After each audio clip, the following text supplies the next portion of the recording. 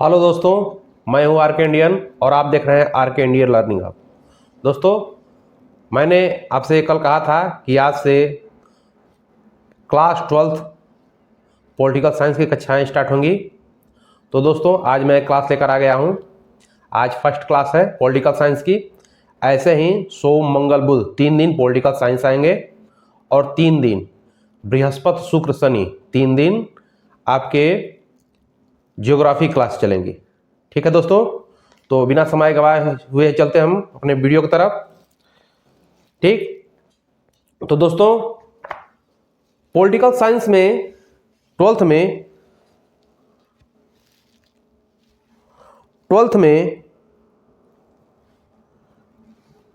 2 book है।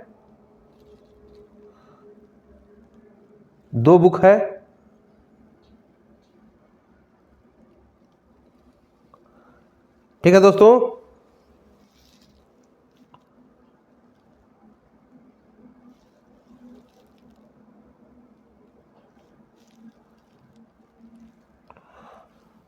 दो book है।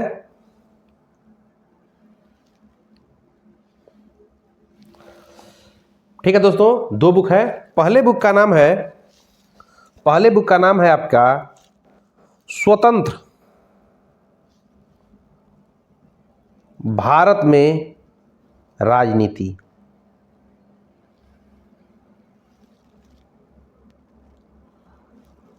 स्वतंत्र भारत में राजनीति।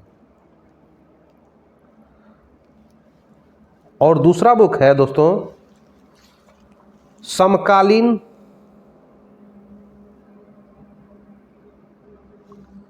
विश्व राजनीति।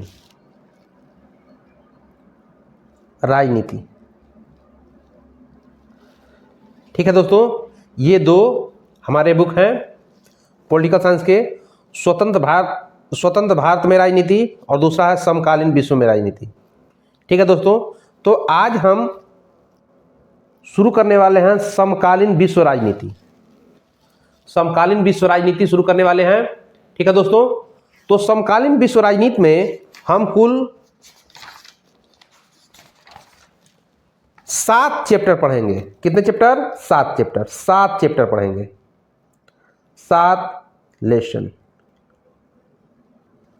7 लेसन पढ़ेंगे हम दोस्तों। पहले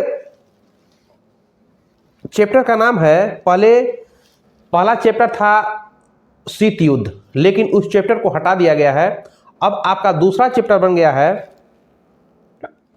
दूसरा जो आपका चैप्टर है, जो पहला चैप्टर है इसमें, ठीक है, जो पहला चैप्टर शीत युद्ध था उसको हटा दिया गया अब, लेकिन इसमें पहला चैप्टर बन गया है। पहला चैप्टर है 2 ध्रुवीयता का अंत।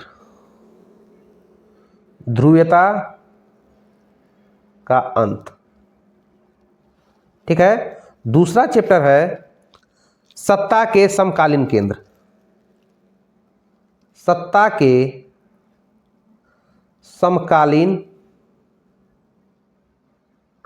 समकालीन केंद्र। तीसरा चैप्टर है दोस्तों समकालीन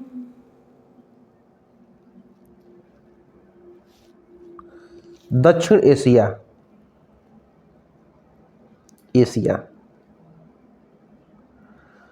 चौथा चैप्टर है दोस्तों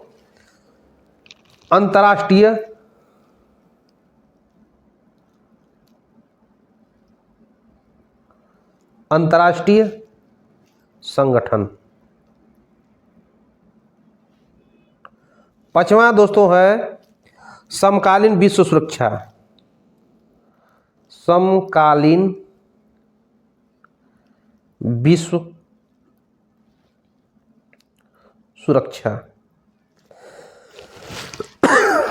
छठवां चैप्टर है दोस्तों पर्यावरण और प्राकृतिक संसाधन।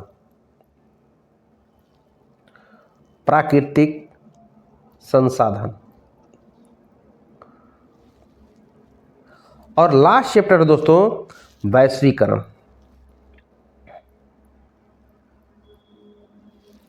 ये आपके 7 चैप्टर हैं, ठीक है। ये 7 चैप्टर आपको पढ़ना है, ठीक। समकालीन विश्व राजनीति में ये 7 चैप्टर में पहला चैप्टर आज हम शुरू करेंगे, दो ध्रुवीयता का अंत।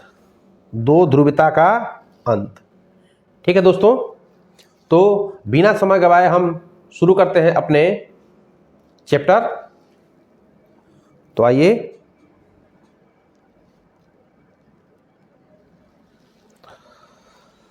हाँ दोस्तों, तो आज हम दो ध्रुवीयता के अंत में क्या क्या इसमें पढ़ना है वो जानेंगे। देखिए क्या क्या पढ़ना हमको। बोल्शेविक क्रांति हमको पढ़नी है, बोल्शेविक क्रांति पढ़ना है।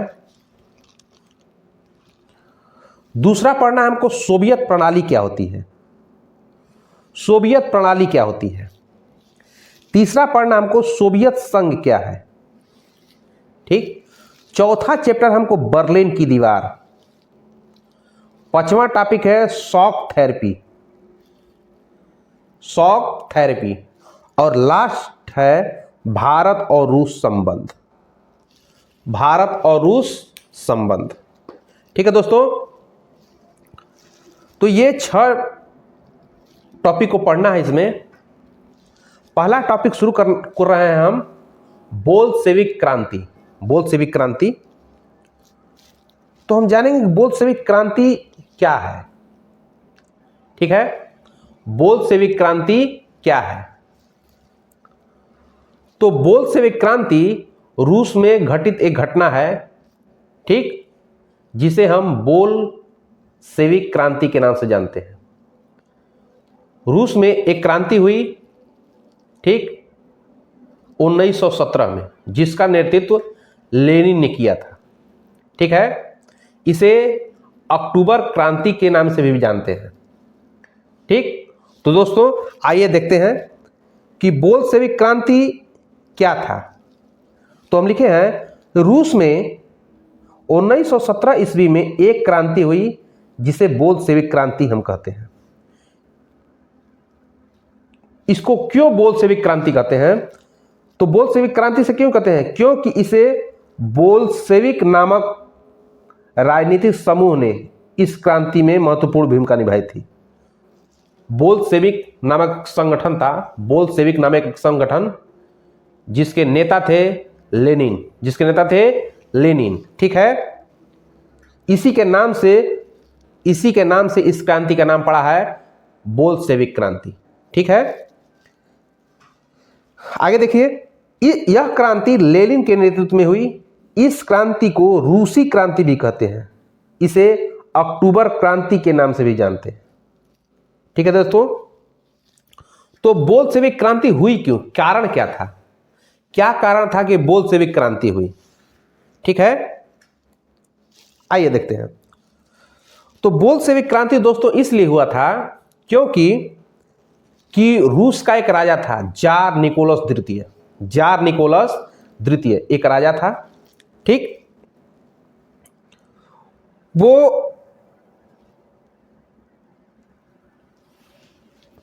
किसी जनता को कोई अधिकार नहीं देता था, किसी जनता को कोई अधिकार नहीं देता था, अपनी मर्जी से शासन करता था, जो मन करे वो करता था, ठीक है दोस्तों।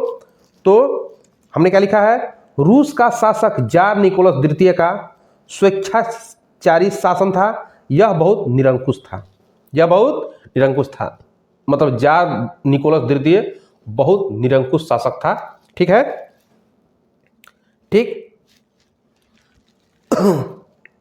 अपनी मर्जी से सत्ता को चलाता था, जो मन करे, जो नीतियां जो मन करे सो करता था।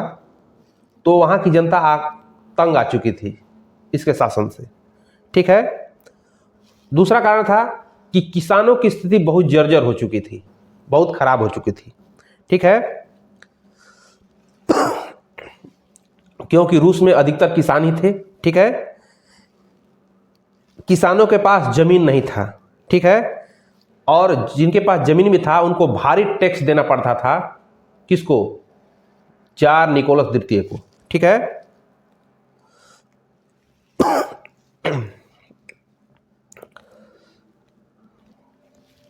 दूसरा कारण था दोस्तों कि रूस और जापान के बीच, ठीक है, 1904 में युद्ध हुआ।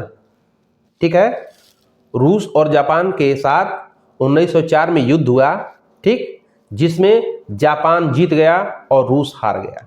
ठीक है, तो रूस बहुत बड़ा देश है, जापान छोटा देश है। तो रूस के लोगों ने सोचा कि इतना बड़ा देश होके जब एक छोटे देश से हार जा रहा है तो हमारा क्या वजूद है। ठीक है, इसीलिए वहाँ की जनता और भी भड़क गई थी। ठीक है, तीसरा कारण था कि देश में बहुत भ्रष्टाचार था। तीसरा कारण क्या था? देश में बहुत भ्रष्टाचार था। चौथा कारण था कि वहाँ के लोग भोजन के लिए तड़प रहे थे, तो भोजन की कमी। ठीक है, पांचवा कारण था सैनिकों के प्रति बेरुखी होना। सैनिकों के प्रति बेरुखी होना, समय पे उनका तनख्वाह न देना, उनके साथ घटिया व्यवहार करना। ठीक है, जिसके कारण यह बोल्शेविक क्रांति हुई थी। ठीक है दोस्तों,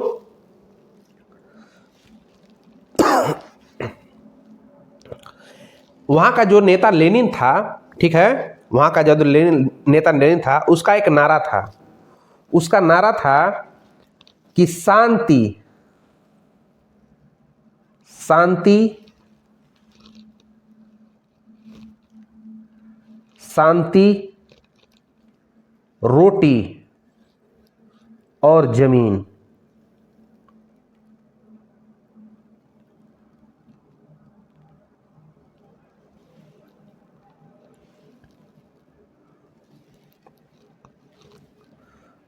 जमीन।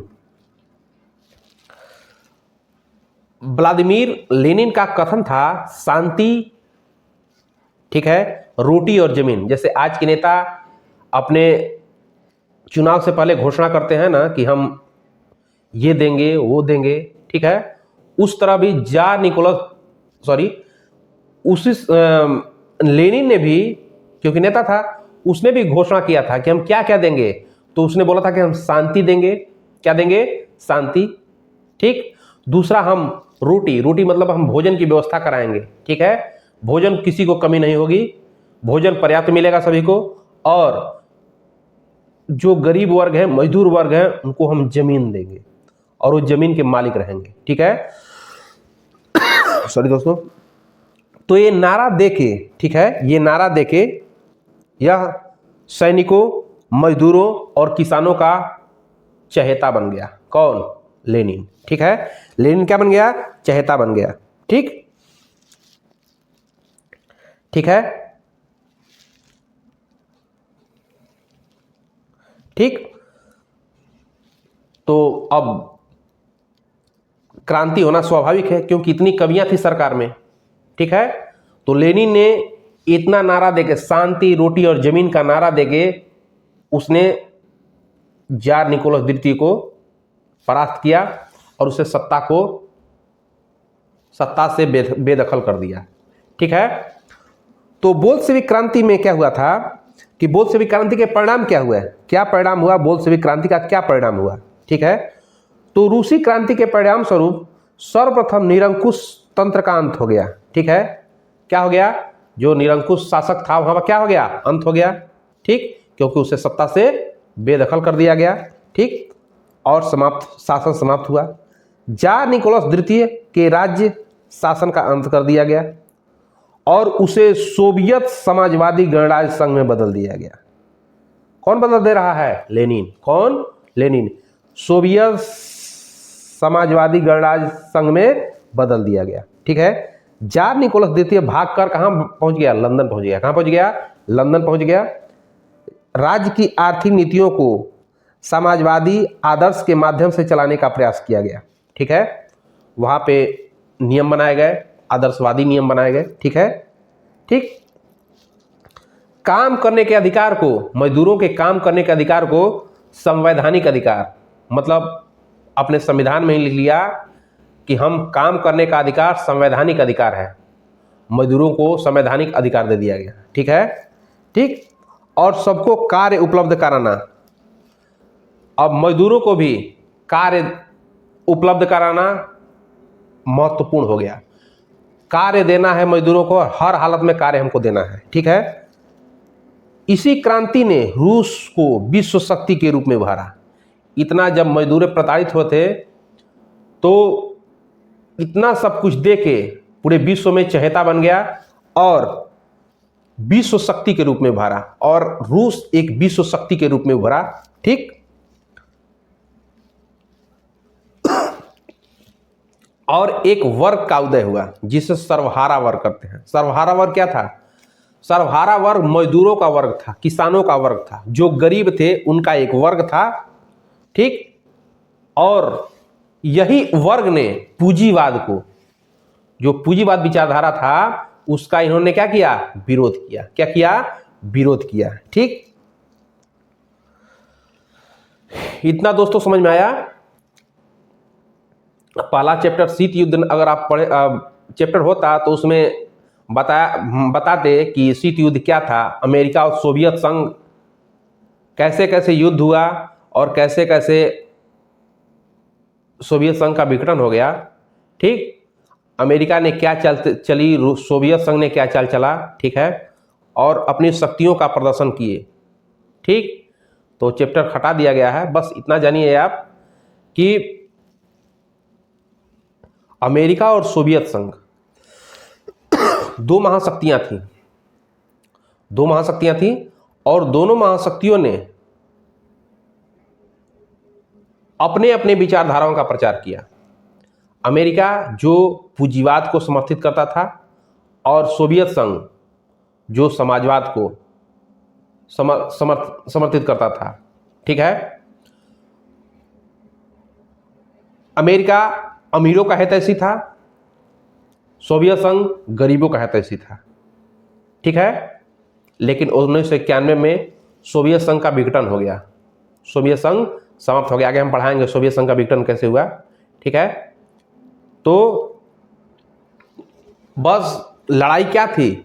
शीत युद्ध में लड़ाई क्या थी? विचारधारा को लेकर लड़ाई थी। किसकी विचारधारा को? एक पूंजीवाद, एक समाजवाद, एक पूंजीवाद, एक समाजवाद को लेकर लड़ाई थी दोनों में, ठीक है दोस्तों।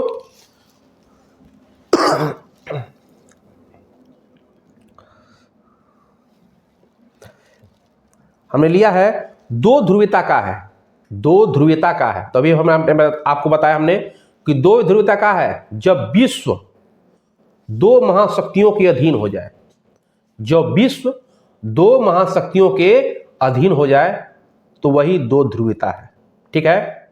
जैसे हमने बताया दो महाशक्ति कौन थी? एक अमेरिका, दूसरा सोवियत संघ। एक अमेरिका और दूसरा सोवियत संघ। अमेरिका पूंजीवाद को मानता था जबकि सोवियत संघ समाजवाद को मानता था, ठीक है। तो पूरा विश्व दो वर्गों में बट गया था, ठीक। ये दोनों महाशक्ति उभर के सामने हुई। ऐसा लगा था जब शीत युद्ध चल रहा था, ऐसा लग रहा था कि थर्ड वर्ल्ड वार हो जाएगा, लेकिन धीरे धीरे धीरे भगवान की कृपा है कि थर्ड वर्ल्ड वार नहीं हुआ और विश्व बच गया, नहीं तो शायद आज पृथ्वी न होती, ठीक है। तो दोस्तों पृथ्वी न होने का मतलब दोस्तों पृथ्वी पर जीवन संभव न होता, क्योंकि इतना परमाणु बम गिरने से रेडिएशन पैदा हो जाता, ठीक है दोस्तों। तो हमने आज देखा कि बोल्शेविक क्रांति क्या थी। बोल्शेविक क्रांति शॉर्टकट भाषा में हम देखें तो आज हमने एक टॉपिक को लिया है बोल्शेविक क्रांति, ठीक है।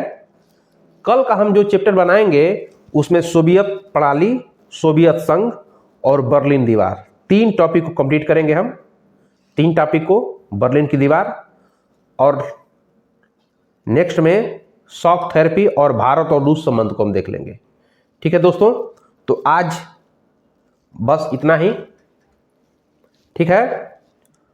शॉर्टकट में बताएं बोल्शेविक क्रांति क्या थी। बोल्शेविक क्रांति, ठीक, रूस में एक क्रांति हुई, ठीक है, 1917 में, ठीक, जिसे बोल्शेविक क्रांति या अक्टूबर क्रांति के नाम से भी जानते हैं। ये क्रांति किसने करवाया था? लेनिन ने, व्लादिमीर लेनिन ने करवाया था। लेनिन एक बहुत बड़ा विचारक था, समाजवाद का विचारक था। ठीक है, समाजवाद का विचारक था। ठीक, तो उसने करवाया था। क्यों करवाया था? क्योंकि रूस में एक राजा था जार निकोलस द्वितीय, जो बहुत अहंकारी, अत्याचारी और मजदूरों पर अत्याचार करने वाला राजा था। ठीक है, इसी कारण था कि बहुत से लोग जार निकोलस द्वितीय से भड़क गए और बोल्शेविक क्रांति हुई। ठीक है,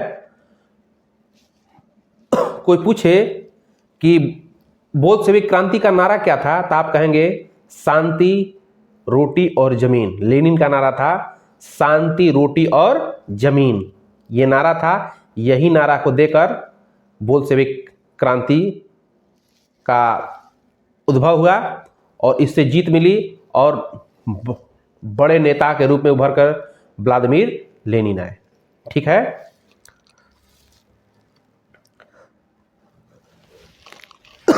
तो चलिए दोस्तों, आज बस इतना ही। अगला कल से हम देखेंगे सोवियत प्रणाली। थैंक यू दोस्तों, शुभ रात्रि।